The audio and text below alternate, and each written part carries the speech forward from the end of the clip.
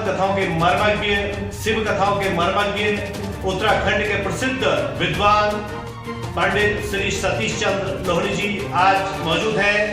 लोहनी जी ने शक्ति की बहुत उपासना की है। मां भद्रकाली दरबार कमशार घाटी में आपने मां की कृपा को प्राप्त किया है। मैं आज पंडित से यह जानना चाहूंगा कि आपने गोलापार में भी माता भद्रकालिका का दरबार स्थापित किया है। गुरुजी, उस दरबार की क्या विशेषता है? आपको यह प्रेरणा कहां से मिली कि भद्रकालिका का एक दरबार यहां भी स्थापित किया जाए, जिससे स्थानीय भक्तजनों को दर्शन का सौभाग्य प्राप्त हो? हरे शरण। सबसे पहले तो बिना माँ की कृपा के कुछ सुलभ नहीं।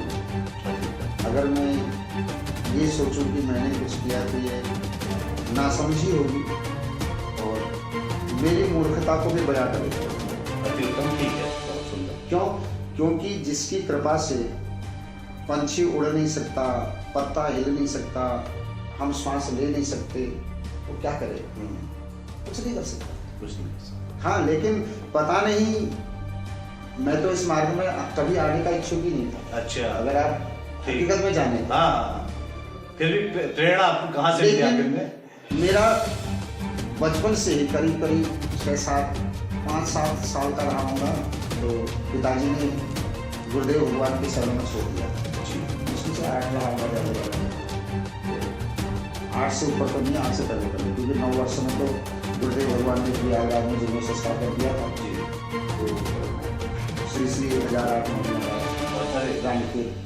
राम मंदिर, तो उन्हीं की चरण सन्निधि में शिक्षा दीक्षा ये सब हुआ। लेकिन वहाँ गए तो सही, क्योंकि परिवार का हमारा जो रहन सहन था वो इस लायक नहीं था कि हमको किसी अच्छे स्कूल में पढ़ा पाए जी। तो शायद हमारे पिताजी की या हमारे घर वालों की उसके कारण उन्होंने मुझे डाला हो, मुझे ऐसा लगता है, क्योंकि मेरे घर में मेरे अलावा और कोई इस क्षेत्र में नहीं है। अच्छा, तो बड़े परम सारे के सारे गवर्नमेंट सर्वेंट हैं। अच्छा, तो मैं चला गया, ठीक है, पढ़ाई भी जैसे ही हुई, जो हुआ। फिर वहाँ से भी शिक्षा दीक्षा हुई। गुरु महाराज ने गायत्री मंत्र भी दिया है, दीक्षा भी उन्होंने दी है और सबकी कृपा है। तो 1999 में मेरा विवाह हुआ। 1999। अच्छा, ठीक। तब मेरी उम्र मुश्किल से 21 या 22 वर्ष की रही। ठीक हुआ। तो लेकिन घर वालों ने देखा कि ये तो बाबा बनता है। अच्छा, ठीक है। तो हमारे पहाड़ों में एक समस्या है ना, किसी को देखा भक्ति करते हुए गया फुट हल जाती हो। हाँ, पहाड़ में किसी भी हो तो महाराज के साथ रहता था, तो हमने शादी कर दी। बहुत बढ़िया, ठीक हुआ। अब मेरे से जन्म मरण पलट ये तो विधाता के हाथ में साहब। ठीक हो गया, गृहस्थी बन गए। उसमें अर्निंग का कोई साधन ना कोई। ठीक है। लेकिन मैंने जीवन में एक संकल्प लिया है कि मैं झूठ न बोलूं, प्रयास करूं। बहुत ही कोशिश भी रहती है तो किसी बात को छुपाता भी नहीं, इसलिए क्योंकि जो है वो है। ठीक है, छिपाना भी नहीं चाहिए, क्योंकि भगवान शंकर को सत्य ही प्रिय है। जो है वो है। बहुत बढ़िया, ठीक है। तो क्या करें, विवाह भी हो गया, एक बेटा भी हो गया। तो उसमें मन में विचार आया, चलो तब तक यही कर लेते। हाँ, ठीक। 2002 अच्छा में छोटा बेटा जो हुआ। अच्छा, वो हुआ था सितंबर में। अच्छा, तो उसके बाद की नवरात्रि जब आई तो आदरणीय श्री जगदीश चंद्र तिवारी जी, अच्छा, वो भद्रकाली माता के उपासक। अच्छा, तो ये कहाँ रहते हैं? ये अभी हल्द्वानी में है। अच्छा, तो चाचा जी के नाम से घूमा पाता हूँ। अच्छा, तो हमारे घर में जागर लगा था 2001। तो अवतार में पता नहीं, उन्होंने कहा कि माने का, ठीक मैं नहीं जानता। तो जब अवतार हुआ तो अवतार का बहुती लगाई, मैंने उनके चरणों में पैर रखा तो कान में मैंने सुना। अब कहा नहीं, कहा पता नहीं। ठीक है, ये आभास हुआ आपको? हाँ, आभास भी नहीं, कहा। अच्छा, प्रत्यक्ष। मैं उसको ये नहीं कह सकता आभास, तो मुझे पता है कि कहा। ठीक हुआ। अब पता नहीं, लेकिन उन्होंने कहा कि उस माने का। ठीक हुआ। तो उन्होंने कहा हल्द्वानी आना मेरे दरबार में। तो जागर के शब्द थे कान में। नवरात्रि के 2 दिन पहले मैं किसी कारणवश हल्द्वानी पहुंचा सलाह। तो परसों से नवरात्रि थी, आज मैं उनके बाद मिलने गया, मैं क्या कल घर चल जाऊँगा। ठीक हुआ। काम था देखा नहीं, अभी घर की चोरी है। तो उनके पास चल याद आ गया, उन्होंने कहा था हल्द्वानी आ जाओ मेरे यहाँ। अच्छा ठीक तो हुआ। मैं शाम को मिलने चला गया। ठीक। मिलने गया तो सर्वप्रथम तो वहाँ जाके चमत्कार ये हुआ, माता जी थी, मैंने प्रणाम किया, सब कुछ हुआ। तो साधारण किया, कोई ऐसा नहीं कि भगवान है, ऐसा कोई ऐसा बोल। तो उन्होंने कुंडलियाँ सामने रख दी खोल के। अच्छा मैं तो और मैं जब तक कुछ भी नहीं जानू। ठीक। बड़ा मैंने कहा ये क्या कर रहे हो? मैंने कहा मुझे नहीं आता देखना। ठीक। बोले नहीं तुमको बहुत कुछ आता है। अच्छा बोले तुम जानते हो सब कुछ, बता नहीं रहे। अच्छा। इस समस्या में फंस गया। मैंने कहा अब क्या करूं? हाँ, एक अलौकिक घटना होती है। जो व्यक्ति कुछ नहीं जानता कुंडली के बारे में, उनके आगे कुंडली रख दी गई तो जब बहुत जिद हुई मैंने भी खोली, पता नहीं प्रेरणा से खोली कैसे खोली, मुझे तो अब भी सोच के बड़ा डर लगता है मुझे। खोली, कुछ बोल दिया, उनको लग भी गया। अच्छा। तो फिर वो बोले मेरे से ऐसा है, हमारे पंडित जी हर बार नवरात्रि में पाठ करने जो आते हैं वो इस बार कहीं जा रहे हैं, वो नहीं आ पा रहे हैं। तो अच्छा अगर आप मेरे यहाँ 9 दिन पाठ कर दो तो बड़ा अच्छा होगा। ठीक, अति उत्तम। अब अंधे को क्या चीज बात है, बढ़िया हो गया। हमें भी मिल गई आके। हाँ, तो हमने कहा ठीक है। अब मैंने सोचा अब क्योंकि पहाड़ों में जो पाठ होते हैं हाँ। वो पाठ देख करके तो यही सोचा था कि ये पाठ होता है। वही पाठ होता है। ठीक हुआ। अच्छा तो मैं उनके यहाँ पहुँच गया नवरात्रि के पहले दिन। तो जाते ही उन्होंने सारी तैयारी करी थी। बोले हर शुरू स्वस्तिवार से होता क्या है, ठीक। क्योंकि इस लाइन में जाना नहीं था। हाँ तो ऐसा नहीं कि महाराज जी के संपर्क में था, सब कुछ था, लेकिन कर्मकांड के प्रति कभी ध्यान नहीं था। ध्यान दीजिए। ठीक हुआ। हालांकि उन मंत्र को बोलते थे हम पहले भी, तो क्योंकि वहाँ भी बोलते थे। तो अब स्वस्ति वाचन कहा तो मैंने स्वस्ति वाचन खोला, किताब में पढ़ लिया सारा, आगे से लेकर पीछे तक जहाँ था जो था। उसके बाद ऐसे ही पाठ के लिए हुआ, क्योंकि विस्तार हो जाएगा ज़्यादा। तो पाठ के लिए मैंने पहले पन्ने से दुर्गा सप्तशती की स्थिति के लेकर अंत पन्ने तक सब पढ़ दिया। अच्छा। पता ही नहीं था पाठ कितना करते हैं, कितना होता है पाठ। अपनी अनुभवता बता रहा हूँ आपको। हाँ तो लेकिन आज भी मैं वही पाठ करता हूँ जो पाठ मैंने उस दिन शुरू किया था पहले पढ़ने से। वो आपके नियम में आ गया। वो आज भी है। ठीक, आपकी नियमावली का अंग हो गया। तो अगर मैं आज किसी जजमान के लिए भी पाठ कराता हूँ तो वही करवाता हूँ। क्योंकि पंडित जी लोग कई बार नाराज होते हैं, कहते हैं ये सब जरूरत क्या है। मैंने कहा भैया मुझे जरूरत है। ठीक। मैंने कहा मैं नहीं जानता, मुझे जरूरत है इसकी। अति उत्तम, बहुत तो बढ़िया। पहले पन्ने में देवी प्रबंधनार्थी से लेकर के अंत पन्ने में करो, ठीक। तो सब करके तो उसके बाद मैंने वहाँ लगातार पाठ किया अच्छा। करीब 1 से 1.5-2 साल तक। बस वहीं से धीरे धीरे धीरे धीरे तो नवरात्रि में मीटिंग होती थी। फिर एक दिन अचानक पता नहीं क्या आया, हमारी देवी लेकिन बहुत धर्मपत्नी है। अच्छा। कहना पड़ेगा आज के समाज में मुझे नहीं लगता शायद किसी को ऐसी मिलेगी। देखो अच्छाई बुराई सब में होती है, मैं ये नहीं कहता उसमें सब अच्छा ही है, लेकिन कुछ चीज़ें उसमें बहुत अच्छी मेरे को यहाँ तक पहुँचाने में उसका हाथ। तो मेरे से नवरात्रियों में किसी जजमान के यहाँ जाकर पाठ करने के लिए मना करती है। अच्छा। कहती है घर में करो। अच्छा। तुम सबके लिए करो, अपना लेकर। हाँ। कौन कहता है, कोई कहता है? जबकि मेरा व्यवसाय ही वही है। हाँ, बहुत एक मतलब उत्तम बात है। जबकि मेरे को नवरात्रियों में ऐसे ऐसे प्रोग्राम, ऐसे ऐसे भागवत मिलते हैं, लोग कहते हैं मुझे आपको 1 लाख रुपये देता हूँ भागवत को। तो मेरे मन में कभी लालच भी आ जाता था, क्यों जिम्मेदारी नहीं पा रहा, लेकिन वो कहती थी नहीं छोड़ दो, वहाँ जाओगे दुकान करो। बहुत उत्तम बात तो ऐसा करते करते क्या हुआ, मैंने उनके यहाँ से भी पाठ छोड़े। मैं एक दिन वो मेरे को 2003 या 2 में भद्रकाली ले गए। अच्छा। ठीक। 2 या 3 या हाँ 2-3 में ले गए भद्रकाली। तब हम पैदल गए थे ऊपर से पूरा, रात को 11-12 बजे पहुँचे। अच्छा। अंधेरा ठीक। सन्नाटा। तो मेरे को जैसे तैसे करके पहले भगवती के दर्शन कराए, पत्नी भी थी साथ में। वही साधारणतया गए, साधारणतया मंदिर समझ के प्रणाम कर लिया। गुफा में लगे रात में अच्छा। वगैरह सबर दौराए सवाए। मेरा एक नियम लेकिन बहुत पहले से चल रहा हुआ आज भी है। मैं नहाता 2 टाइम, तब भी नहाता था तो 11 बजे पहुँचा नहाया नहीं। तो नहा धो के अपना संध्या भोजन करता था। फिर मेरा पता नहीं क्यों मन में आया, मैं नीचे गुहा में लगाया। अच्छा। ठीक। किसी को पता नहीं। एक अंतः प्रेरणा जागृत जैसी। हाँ, मतलब जिसने बुलाया पता नहीं उसने खींचा क्या करा, जबकि वहाँ उतना डर लगता है मुझे। अब तो अंदर जाने में डर लगता है मुझे, लेकिन उस दिन मैं पता नहीं कैसे सुबह तक बैठा रहेगा। अरे वाह, अच्छा। मुझे पता ही नहीं कि सुबह हो गई।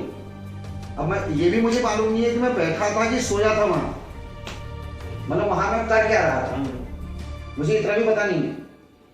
लेकिन जब सुबह जब लोग दर्शन करने आए, उन्हें देखा मुझे, तब उन्हें कहा आप यहाँ कब आए, बोली सुबह अलौकिक घटना हुई। बस वो दिन था। उसके बाद अपने आप ही अंतर प्रेरणा आई कि हर नवरात्रि में असोच के नहीं, अच्छा, मुझे वही रहना, चैक में नहीं, असोच। तो मैंने असोच की नवरात्रि वहां करनी शुरू की। करीब करीब ये सिलसिला मेरा चला 9-10 साल। अच्छा, हाँ 9-10 साल पूरा चला। हाँ बस मेरे को बड़ा आनंद आता था 9-10 दिन वहाँ, कोई नहीं साथ में, जबकि मैं अकेले भी कई बार गया, खाने की व्यवस्था जो भी है सब माने बड़ा अच्छा व्यवस्था करी, मैं नहीं कहता नहीं। लेकिन एक दिन तो हमने अमरूद, सेव और केले की सब्जी बनाई, कुछ था ही नहीं। से आने वाले थे कुछ व्यवहार, तो साथ में गोला जी थे, बोले क्या करें, तुम जाओ लकड़ी लेके, वो लकड़ी लेने गए, मैंने सेव के सब खा के वो टेस्ट आया, तो आप ऐसे सब रहा। तो फिर मैंने एक दिन माँ से हाथ जोड़ के कहा, मैंने माँ ये धीरे धीरे पूरा होगा, अगर तेरे दरबार में नहीं आ पाएगा तो जिएगा कैसे। मैं चाहता हूँ कि मैं ऐसी कृपा करके मैं तेरे सामने रहूँ, तेरे आसपास रहूँ, मैं आ पाऊँ ना आ पाऊँ, लेकिन तू मेरे आसपास हो। बहुत बढ़िया। तो ऐसा कुछ कहा तो आ गया, फिर दिमाग में चढ़ गया, दिव्य एक हिसाब से दिव्य प्रेरणा मिल गई आपको। बस फिर उसने सपने में कुछ प्रेरणाएं दी जो मैं आपको नहीं कह सकता। ठीक हो, क्योंकि वो एक अंतर चेतना अंतर भाव है। ठीक हो। तो कुछ चीजें मुझे स्वप्न में ऐसी आई, तो उसने कहा सारी व्यवस्था हो जाएगी तू। तो 2009, 10, 11, 12 के आसपास, 12-13 के आसपास से एक आदमी जुड़ा, 2 आदमी जुड़ा, फिर हमने जो है एक 9 लाख 99 मंत्र का जब, 16 लाख पाठी पूजा, साथ में राम कथा, 36 ब्राह्मणों से करवाया, ऊंचा बोल राम लगा। अच्छा, जिसमें करीब ब्राह्मण 18 ब्राह्मण तो बाहर से बुलाए थे। ठीक। तो अपने आप में एक ऐसा प्रोग्राम था कि जो देखता था वही कहता था यार क्या कर रहे हैं। बहुत विशेष और दिव्य वातावरण हो गया फिर आध्यात्मिक तो सब लोग वहाँ के, तो चमत्कार। तो लेकिन एक आश्चर्य की घटना क्या हुई उस प्रोग्राम में, लेकिन घटना किसी की नहीं छोड़ी। ठीक हो, कोई बात नहीं। नमः शिवाय। नमः शिवाय, क्योंकि वो बहुत अलौकिक घटना थी उस प्रोग्राम में। ठीक है। 4 लोगों को पता है, फिर कभी गुप्त रूप से साझा कर देंगे आपके साथ। तो उन लोगों वो भी आज आश्चर्य करते हैं, मुझे ऐसा कैसे हुआ, मतलब जिसकी कल्पना उनको नहीं थी, जो नहीं हो रहा था वो होगा, अलौकिक सिद्धि हुई कुल मिलाकर के। तो उसके बाद वही वो जिन्हें जमीन दान में दी, उनका आना, कथा सुनना, उन्होंने पूछना मेरे बारे में कि ये क्या है, कैसे है, क्या है, पता नहीं उनको क्या अच्छा लगा कथा में, यहाँ तो वो जाता ही नहीं है। तो उन्होंने कहा गुरु जी कहीं मंदिर के लिए जगह देख रहे हैं, हालांकि मैंने आधा बीघा जगह गोलाबार में लेके छोड़ी है। अच्छा, मंदिर के लिए। ठीक ठीक। मैंने कहा मांगना नहीं है, ठीक है, तो अभी भी है मेरे पास। तो मैंने कहा उसी में बना लेंगे, कुछ नहीं होगा। मैंने कहा शादी तो करनी है, क्या करना है, दिखाना तो है नहीं किसी को। लेकिन उनका आना, उन्होंने बोला कितनी जगह चाहिए, मैंने उन लोगों से कहा, उन्होंने कहा बिना कुछ जीवन कुछ नहीं। मेरे पास चर्चा आई, तो मैंने कहा ऐसा देखो, मैंने कहा उनसे लेना, हमने 1.5 बीघा, मैं ज़्यादा कि ज़्यादा नहीं। मैंने कहा मेरा 1.5 बीघा ना हो, वो तो कह रहे थे जितना चाहिए खेलना हो। उनकी ये भाषा है, मतलब भाव एक ऐसे जागृत हुए कुल मिलाकर। बोले आपको जितनी चाहिए आप नाप लो। मैंने कहा मेरा 1.5-2 बीघा में काम हो जाता है। बोले ठीक है, तो नाप लिया। फिर उसके बाद मैंने उनके जवाइयों को बुलाया, लड़कों को बुलाया, बेटियों को बुलाया, जो उनके खास थे, चचा था, वो सबको बुलाया, सबको बैठा। मैंने कहा भैया देखो ये ऐसा ऐसा कह रहे हैं, मैं 15 दिन का टाइम देता हूँ, अगर ये मना करना चाहें, आपको ये मना करना चाहो मना कर दे। हाँ, मत आपने स्पष्ट कर दिया। मैंने कहा ये मत समझना कि हम सतीश लोहनी को दे रहे हैं, मैं सतीश लोहनी को आवाज नहीं बोले किसी माँ भद्रकाली तो उनके जवाई लड़के सभी लोग कोई भी सभी नहीं हो गए। 15 दिन का टाइम दिया था। 15 दिन बाद फोन आया, बोले बोली क्या विचार है, मतलब मेरा क्या विचार है, बोलो आप लोगों को क्या विचार है। बोले रजिस्ट्री करो, रजिस्ट्री कर दी, रजिस्ट्री मेरे नाम से हुई। तो फिर प्रेरणा हुई, तो फिर हमने समिति बनाई, माँ भद्रकाली सेवा समिति के नाम से। तो फिर समिति बन गई। तो समिति में ही फिर हमारे रजिस्ट्रार साहब एक इतने बढ़िया मिल गए, तिवारी जी, मैं नाम तो उनका भी भूल रहा हूँ, रजिस्ट्रार थे, वो बोले ऐसा करता हूँ, रजिस्ट्री वैसे तो नहीं हो सकती, लेकिन मैं चलो देखती हूँ। तो उसको वापस करना भद्रकाली को भी आता, जिससे कि अगर मेरा शरीर शांत हो जाए तो आगे को पुलिस को बेच नहीं पाए। ठीक है, आपने मतलब तो सुरक्षित कर दिया, माँ भद्रकाली के नाम सुरक्षित कर दिया। बस।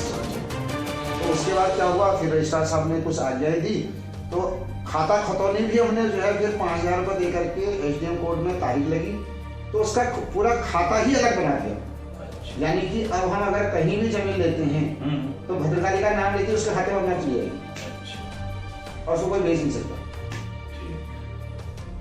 ऐसी कुछ कृपाएं उसकी हुई तो सब कर दिया। अलौकिक कृपा होगी क्या?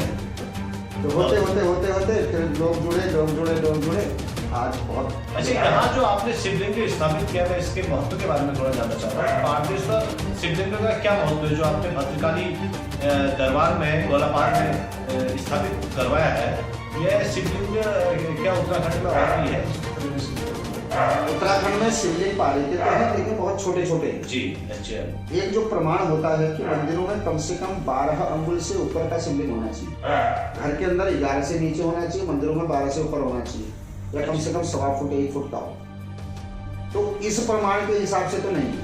अच्छा, ये पहला शिवलिंग होगा हमारे उत्तर भारत में, जहाँ तक मैं समझता हूँ उत्तर प्रदेश उत्तराखंड में। अच्छा, जहाँ तक मेरी नॉलेज मैं खिलाफ नहीं है, वो तो मैं कह नहीं सकता। तो पहला पारे का शिवलिंग है। दूसरी विशेषता ये है, अगर हम लोग पार्थिव पूजन करते हैं जी, तो आपने देखा होगा पंडित जी जो है पारा लिखवाते हैं और वो पारा डालते हैं। तो इससे ये साबित होता है कि बिना पारे के शिव पूजा सफल ही नहीं है। यानी कि शिव पूजा में पारा आवश्यक है। पारा आवश्यक है, भले ही वो एक रत्ती मात्र। जैसे हम लोग सोने की मूर्ति नहीं लाते तो सोने की प्रतिमा लगा देते हैं, तो उसी को स्वरूप मान लेते हैं। वैसे ही शिव पूजन में पारा गरल कहते हैं। और इसके पीछे 2 कारण मुझे लगते हैं जो मैं अभी विचार कर रहा हूँ इस विषय पर। एक, प्रकृति की सबसे पहली और सबसे वजनदार धातु पारा है। यानी कि सोना बहुत भारी होता है, सोने से भी ज्यादा भारी पारा होता है। आप कभी इसी को खोजिएगा, पारा लीजिएगा 10 ग्राम और 10 ग्राम सोना लीजिएगा, पारा ज्यादा वजनदार होगा। और पारा भगवान शंकर को पिए, ये जहर को काटता है। अच्छा। और भगवान शंकर नीलकंठ है, क्योंकि उन्होंने जहर पिया है, उनको शांति चाहिए, उनको ठंडक चाहिए।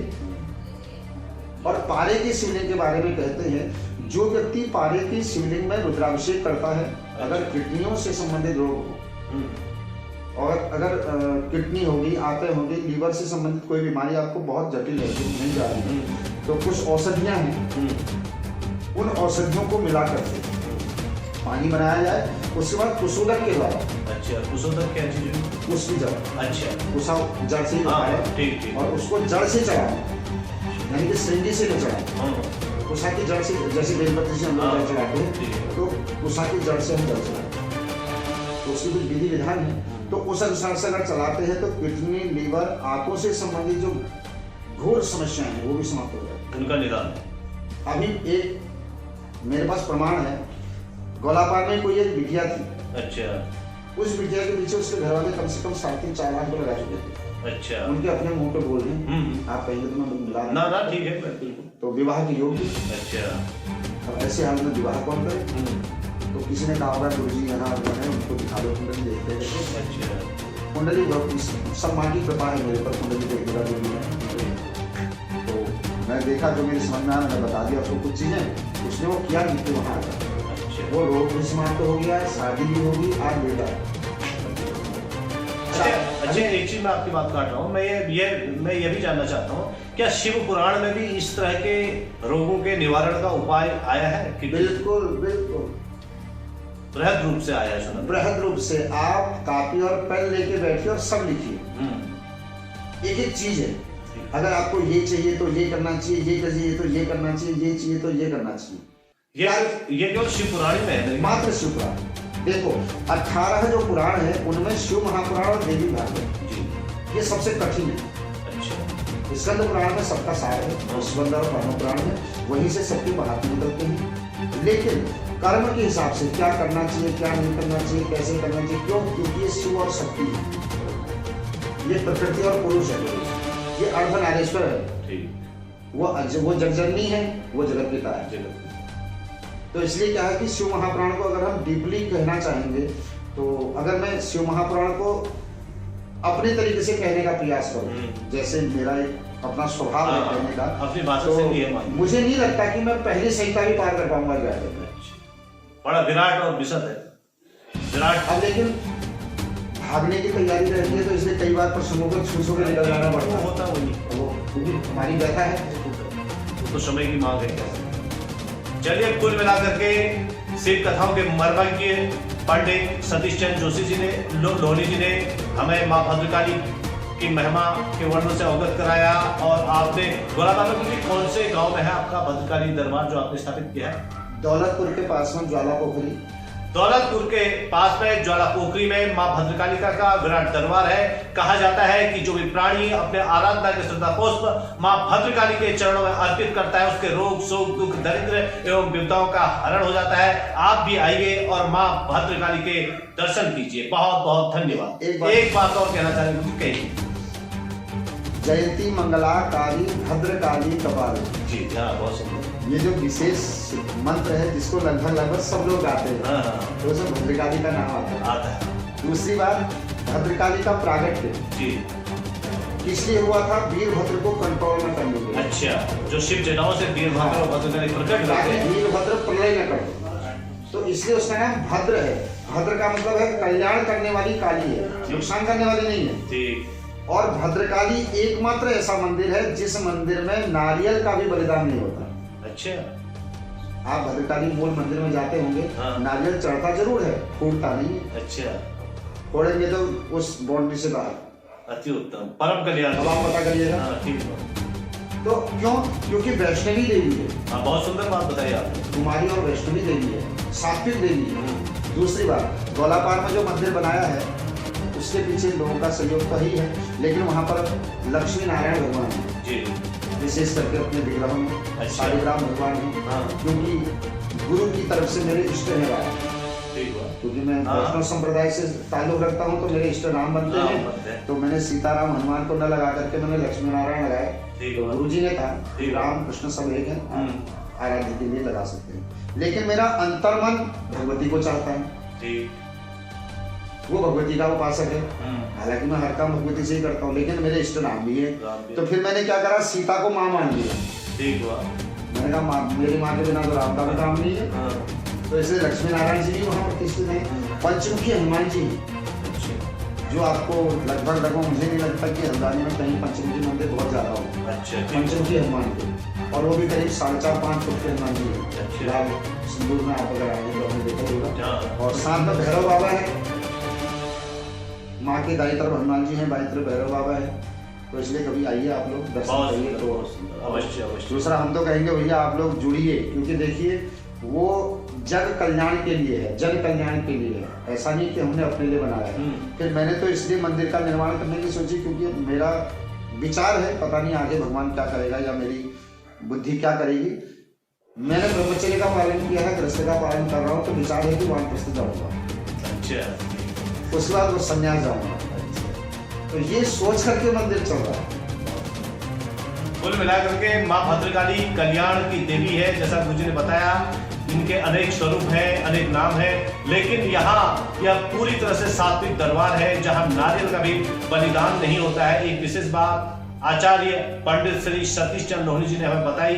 इनके अनेक स्वरूप हैं। इन्हें माँ भद्रकाली, बंगला, विष्णु रेता, विष्णु शंकर भावनी, बहुला, वेद माता, जो महाविष्णु पुत्रवी, महामतस्या, महाकुर्मा, महावाराही सहित अनेक नामों से पुकारा जाता है। माँ भद्रकाली आप सभी का कल्याण करें। इन्हीं शुभकामनाओं के साथ गुरु जी आपका बहुत बहुत धन्यवाद।